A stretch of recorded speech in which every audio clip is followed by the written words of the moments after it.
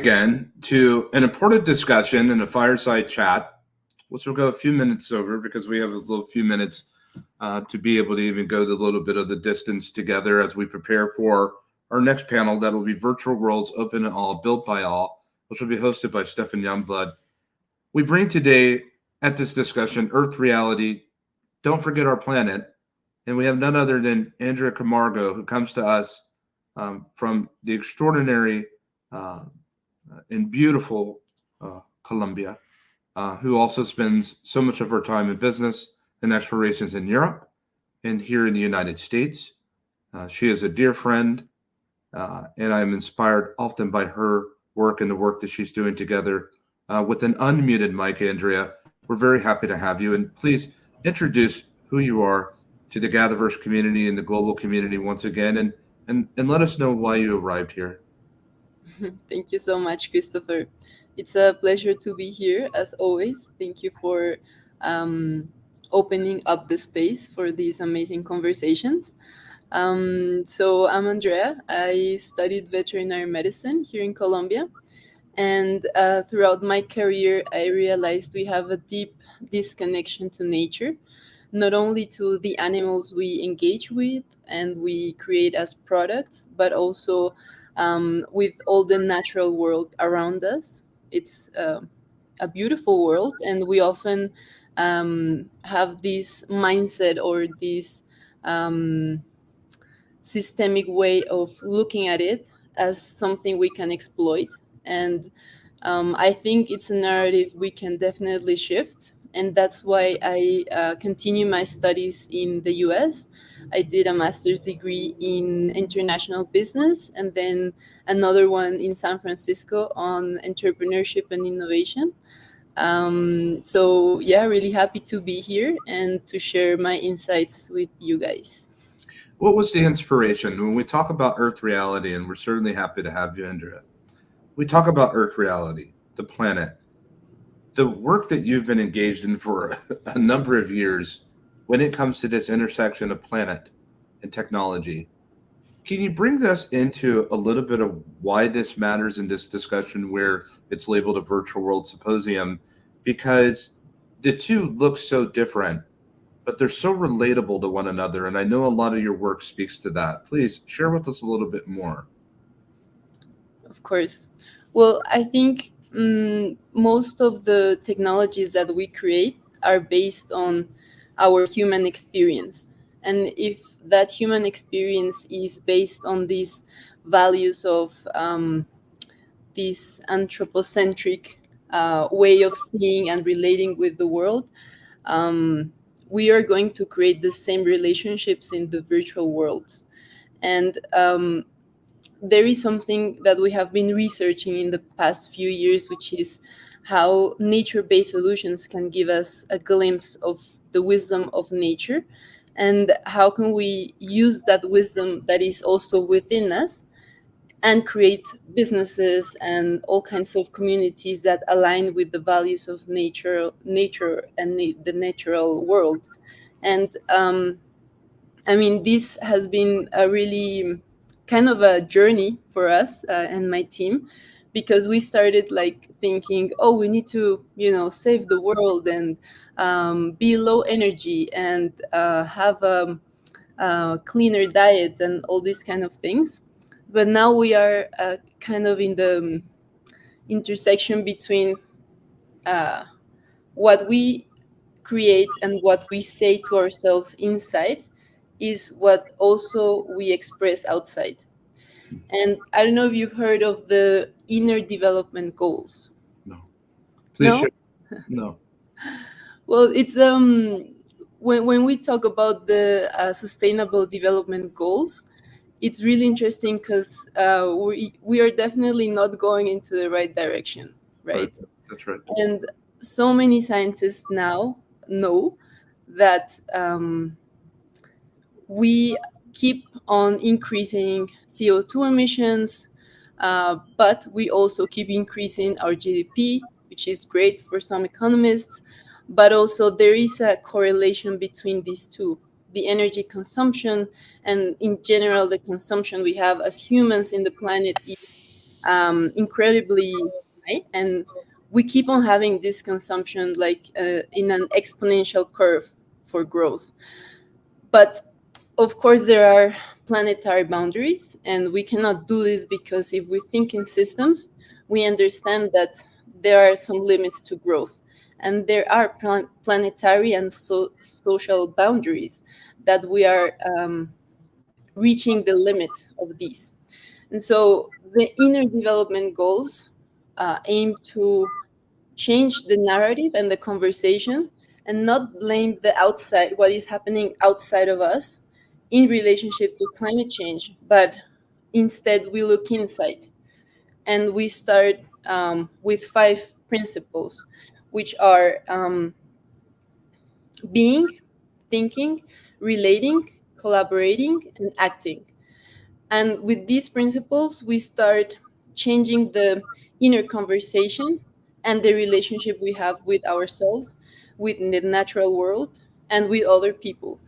And that is where there is the most hope for us to change that um, sustainability challenge and the poly-crisis we're living in right now. Andrea, that's remarkable to hear, and I suspect that so many people at GatherVerse.live and elsewhere in our various social streams, including our YouTube community that we have out there, they're taking notes. If not on paper, if not on digital canvas, and then in their hearts. Let's let's go higher for a moment and draw that out some. When we think about the material layer, the earth plane, the planet, and we think about the extension of reality from material layer to the virtual layer, and realizing that the virtual layer is an extension of the material layer itself, in what ways, and it can be very intimate, can it? But in what ways does technology get its inspiration from nature, from the way that nature has been well before any of us arrived, to what we're innovating and seeing now, whether it's the extension of artificial intelligence or whether it's the extension of virtual visualization and virtual expression? In what ways does that relationship look like? It's a very tall question, but I believe that you're able to climb that mountain. I'll try. So let's start with artificial intelligence because it's one of the ways we tend to use these amazing technologies in our daily lives now. So artificial intelligence are created through a structure of neural networks, which mimics the brain structure. But also, it doesn't stop there. There are many other networks and structures in nature that are very, very efficient. For instance, if you look under the ground, and when we say under the ground, I mean the soil. The soil right now has more than 50% of all biodiversity in the world. And that is incredible and also kind of a challenge because we are destroying the soil and also destroying that biodiversity. But when you look under that, you see that there is a network of mycelium that connects the different microorganisms in the soil and the roots of the plants. And each tree in a forest knows exactly where their relatives are. They know exactly who they're talking with, and they can send medicine, they can send carbon, they can send energy, they can send sugars to different organisms underground by this network of mycelium that we call the Internet of Nature. And so when you think about this physical reality, you see, okay, the microtubes that go and connect the different roots and the microorganisms and the mycelium and the fungi. You see that, but in a virtual world, if we're talking into the natural world, there is an interconnection that doesn't necessarily has this physical reality. They also have their own internet, and it's something we are starting to understand and have a glimpse of how it works. But it's really fascinating how nature has its own kind of technologies that has been updating and evolving for millions of years, right? And we're just in a very interesting tipping point of humanity where this connection of technology and taking that wisdom from nature into creating our own technologies is advancing. Andrea, my mind is blown. And are you meaning to tell me through the internet of nature that nature itself has its own dramatic ecosystem of connectivity and expression and communication? Yes, exactly. I mean, nature has the most creative mind of all. And if we take that inspiration from it, I think we can create virtual worlds that are so amazing and that embed those values of preserving life and not taking out life from nature and from all of us, because this um, polycrisis we have, it's not only because of our relationship with the soil and with the food and with the energy, it's about the relationship with each other. And I think that is one of the great potentials of these virtual worlds where we can connect to each other, share information, knowledge, experiences, and help each other to grow for our inner development, as also as a community. Would you consider it an important use case, almost a necessary use case in the development of the virtual world, if you will, plural or even singular, that we use this as an opportunity for planetary betterment? Yes, definitely.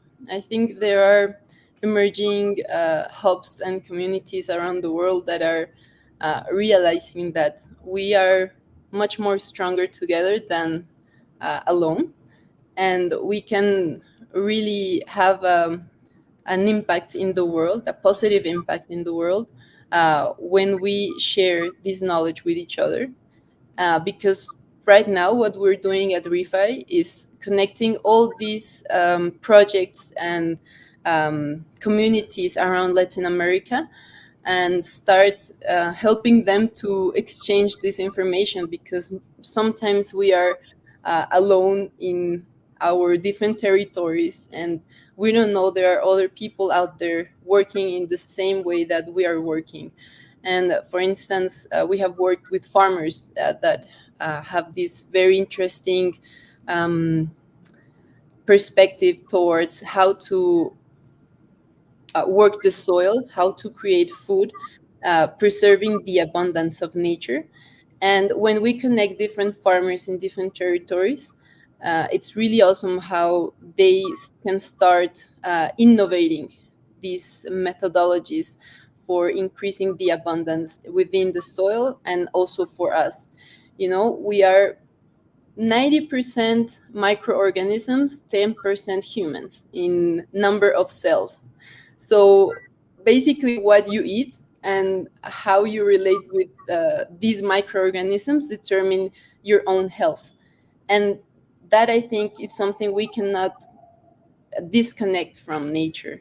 Even if we have the virtual worlds, even if we have these amazing technologies, we still have to eat and to consume that energy. And actually the microorganisms help us to digest all this amazing food and delicious food farmers are creating. So there are many connections between the different systems, the economic system, the ecological system, the societal system.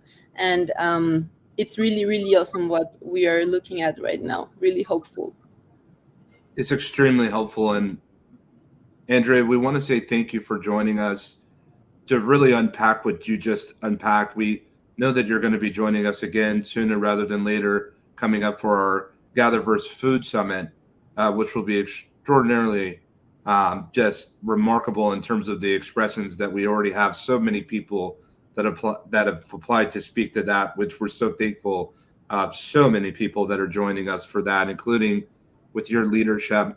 Audience, the reality is that everything that we know about virtual worlds, it's so much smaller and pales in comparison to what it is that we can really understand about it. Before you is someone that I see her and Daniel and others in Latin America that have really dedicated their lives, their passions, their work, their labors towards building and understanding the internet of nature, if you will, and the relationship with technology and applied sciences. They truly are some of the greatest minds I know in technology. I don't just say that to anyone, but she really is becoming, and she's a great leader. And the work that she's doing is dear to all of us, whether we appreciate that or not. Find out how you can help support her and how you can work with them. Look up the ReFi Collective. They're doing incredible work. And if you find yourself in Latin America, there you will find a friend. Thank you, Andrea. Thank you, Christopher. Have a great day. Thank Have you a all. wonderful day. And for next, coming up, when it comes to our panel discussion, we're calling into the stage a roundtable and a group of leaders that are coming to join us in a very important GatherVerse roundtable, which will be hosted by Stefan Youngblood, who's very dear to our community. That was a great fireside chat, and our Gather was well. And for what's next, may our Gather be well.